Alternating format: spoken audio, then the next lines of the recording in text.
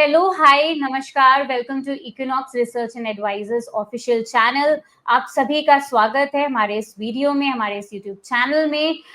तो सबसे पहले मैं आपको यही बताना चाहूंगी कि आज इस वीडियो के एंड में हम एक और अच्छी सी टॉपिक देंगे जो कि पंकज सर हमें प्रोवाइड करेंगे, लेकिन उससे पहले हमने कल जो टॉपिक दी थी उसके बारे में भी हम स्टेटस पंकज सर से लेंगे। लेकिन उससे भी पहले हम सबसे पहले कुछ न्यूज़ेस हैं, कुछ ऐसे स्टेटमेंट्स रहे हैं उनके बारे में पंकज सर के साथ चर्चा करना चाहूंगी।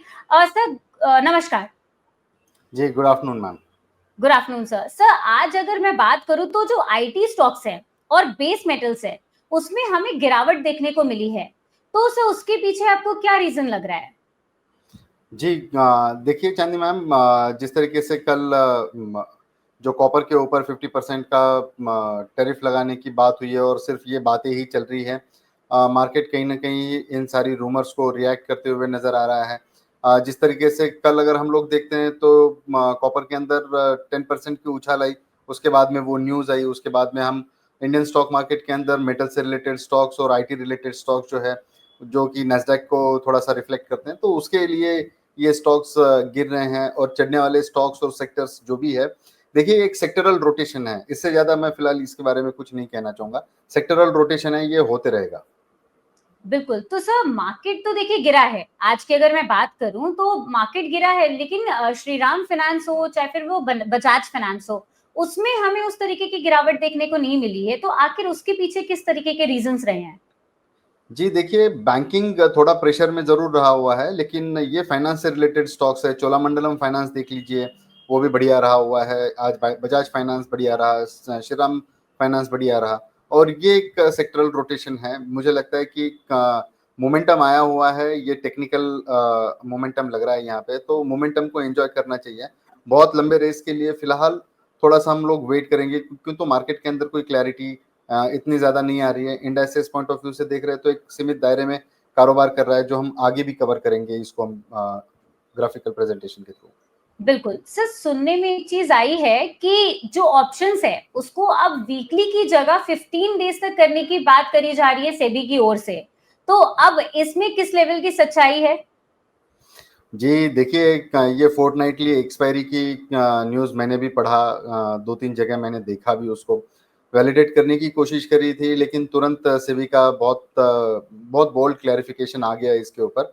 क्यों जी। तो ऐसी कोई चीज़ होने नहीं जा रही है, ना सेबी ऐसी कुछ विचार कर रही है, ना कोई कंसल्टेशन इसके ऊपर चल रहा है। तो ये बिल्कुल 100% रूमर है, जो कि फैलाई गई हुई है। ऐसा सेबी की तरफ से बहुत स्पष्ट रूप से कह दिया गया हुआ है। ऑप्शंस की ट्रेडिंग जो इंडाइसेस पॉइंट ऑफ व्यू से है, और स्टॉक ऑप्शंस के थ्रू जो भी ऑप्शंस की ट्रेडिंग हो रही है, वो बकायदा जिस तरीके से चल रही है उस तरीके से ही चलेगी वो। तो ये प्योरली रूमर है। बिल्कुल, बिल्कुल। सर, एक चीज़ बताइए, जैसे कि निफ्टी, अगर मैं इंडेक्स की बात करूँ, तो निफ्टी में हमें बड़ा मूव देखने को कब मिलेगा?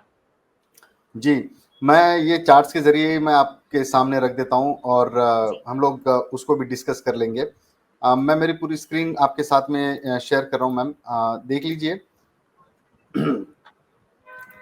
आपको याद होगा चंद मैम, हम पिछले 3 दिन से 4 दिन से लगातार निफ्टी की बात कर रहे हैं। मैं थोड़ा सा ये बड़ा टाइम फ्रेम लगा देता हूँ यहाँ पे। अगर मैं डेली टाइम फ्रेम पे भी लगाऊंगा तो ये कैंडल्स दिखेंगी नहीं अपने को। और मैं कुछ लाइंस यहाँ पे जो है मैं ड्रॉ कर देता हूँ। देखिए, ये जो है 3 तारीख का हाई है यहाँ पे। हम इसको एक ये लाइन देख लेते हैं, और दूसरी जो लाइन रहेगी यहाँ पे, मुझे लगता है कि अ, कल पर 3 दिन पहले का लो हम लोग यहाँ पे कंसिडर करके चलेंगे। अभी देखिए, जिस प्रकार से एक दायरे बंद कारोबार यहाँ पे देखने मिल रहा है। आज कहीं ना कहीं उसको ऊपर जाने की कोशिश जरूर किया। कल एक्सपायरी वाला जो मुंह था, हम लोग सेंसेक्स की एक्सपायरी की बात करें तो वो मुंह के दरम्यान में थोड़ा बहुत हलचल यहाँ पे देखने मिली, लेकिन लार्जर टेक्सचर में अगर हम लोग देख रहे हैं तो 25,618, आपको कल की लेवल याद होगी मैम कि कल मैंने बहुत साफ बोला था कि 25,640 और 650 की लेवल जो होगी वो बहुत क्रूशियल रहेगी। और जैसे आप इस साइड में देख सकते हैं यहाँ पे कि जी। 25,633 का एक टॉप दिया यहाँ से, और वहां से दोबारा बाजार फिसला, दोबारा 550 की रेंज में आया है। और 25,500 पे बहुत तगड़े पुट राइटर्स का कन्विक्शन यहाँ पे दिख रहा है, तो ये एक बेस बना हुआ है।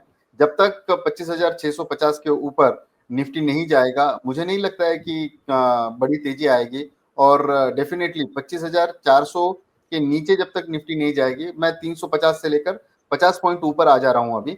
25,400 के नीचे जब तक निफ्टी नहीं जाएगी तो मैं बड़ी सेलिंग में नहीं रहूंगा। यस, बट हम लोग स्टॉक स्पेसिफिक जरूर काम करते रहेंगे। इंडाइसिस पॉइंट ऑफ व्यू से थोड़ा सा हम लोग कम काम करेंगे। सिमिलरली बैंक निफ्टी अगर आप देख रहे हैं तो वो भी पिछले 4-5 दिनों में एक दायरे में कारोबार कर रहा है। निचली निचली लेवल से इसके अंदर थोड़ी बहुत तेजी देखने जरूर मिली है, लेकिन आज ऊपरी लेवल से ये स्टॉक, ये जो इंडाइसिस है, ये फिसलता हुआ नजर आ रहा है।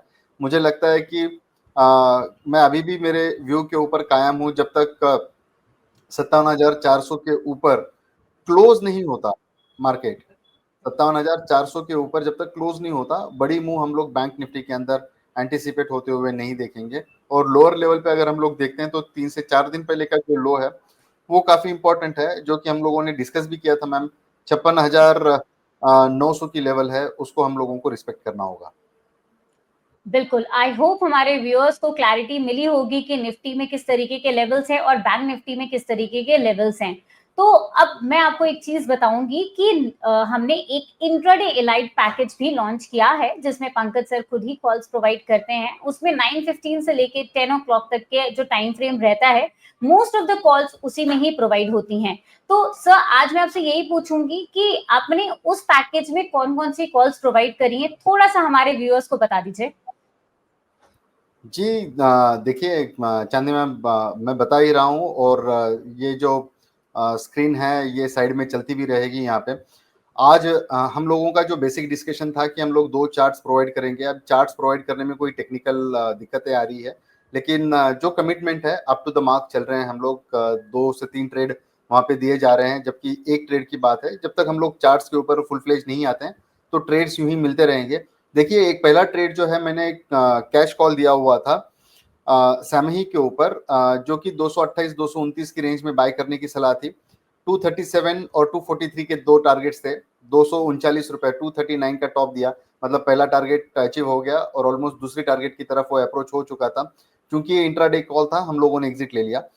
25,600 का पुट दिया हुआ था 129-130 रुपए की रेंज में, लेकिन उसको हम लोगों ने कॉस्ट टू कॉस्ट कट कर दिया। सबसे जो भी जबरदस्त कॉल चला है आज का हमारा, वो पीजी इलेक्ट्रो प्लास्ट 780 का कॉल ऑप्शन हम लोगों ने शेयर किया हुआ था 27 रुपए 50 पैसे से 28 रुपए की रेंज में। 22 रुपए का एक छोटा स्टॉप लॉस, 34 और 38 रुपीज के ऐसे 2 टारगेट्स थे। दोनों टारगेट हम लोगों के अचीव हो चुके हैं इंट्राडे के अंदर ही।